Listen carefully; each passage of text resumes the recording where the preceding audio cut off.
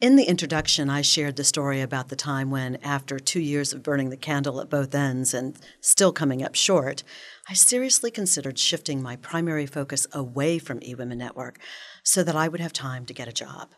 Ultimately, my mother's wisdom, how do you know you're not quitting 5 minutes before the miracle begins, helped me to see that I couldn't give up. It was during this challenging time that my daughter, Brianna, 8 years old at the time, was invited to go to Six Flags, an amusement park similar to Disneyland. I not only didn't have the money to pay for the entrance fee, I didn't even have the extra spending money to give her so that she could buy something to drink. I had so much pride, and at that age, kids repeat a lot of things that we don't want others to hear, such as, I can't afford it. I feared she would say to her friend, I can't go because my mommy can't afford it. So instead, I said, oh, Brianna, you can't go because I have a huge surprise planned for you today. Brianna's eyes lit up and she said, well, what's the surprise? Stalling until I could come up with the answer, I replied, have you made your bed? When she shook her head no, I immediately responded, go upstairs and make your bed and then I'll tell you. Well, she ran upstairs and I walked into the pantry looking for ideas. I'm not even sure why I walked into the pantry. I think it was just nervous energy. I was thinking, what am I going to do? What am I going to do? As I looked at the top shelf, I spotted a box where I kept the leftover birthday party supplies, crepe paper, party hats, and the like. I pulled the box down and found a bag of balloons. And I thought, one of her favorite things in the world is playing with water balloons. So I started filling the balloons with water, stacking them in a cooler. When Brianna came downstairs, I said, we're going to go out and have a water balloon fight, just the two of us. And then we're going to go have a great lunch. At the time, Brianna's favorite lunch was boxed macaroni and cheese mixed with hot dogs cut up to look like coins. So in spite of our limited budget, it was easy to give her a fantastic day.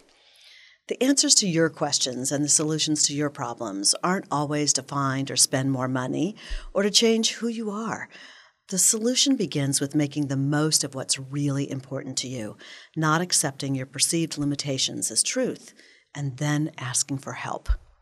About 10 years later, Brianna was graduating from National Charity League. It's a 6-year program in which mothers teach their daughters about philanthropy. At the end of the 6 years, when the girls are seniors in high school, they have this big graduation with all the pomp and circumstance. The girls wear beautiful dresses that look like wedding gowns, and their fathers present them with a video montage which plays behind them. For the video, the girls pick 20 photos that represent the evolution of their life and the lessons they've learned.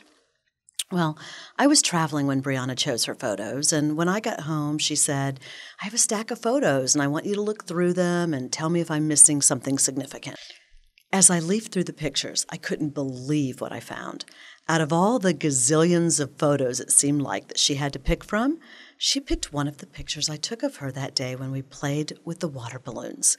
Suddenly, I realized, here I thought, I was trying to make do and keep from disappointing Brianna and to shield myself from the embarrassment of people finding out that I was so broke I couldn't afford to send her to Six Flags.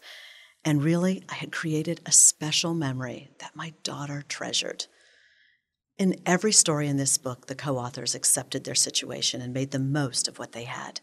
They embraced challenges and change and welcomed even the hardest, most painful lessons as an opportunity to become more of who they really are.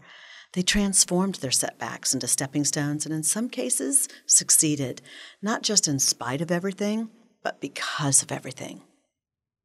You have your own struggles.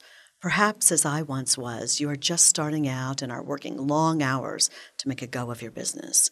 Or maybe life has just happened. Maybe you're dealing with unexpected twists, turns, or obstacles that seem impossible to navigate or overcome.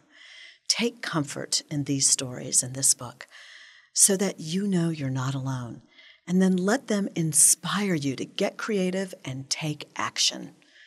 As you close the last page on this book, I invite you to take a deep breath, then another. And when you stand up, put one arm and fist in the air and shout, charge. I challenge you to go for it, to carry on in a big, audacious, amazing way.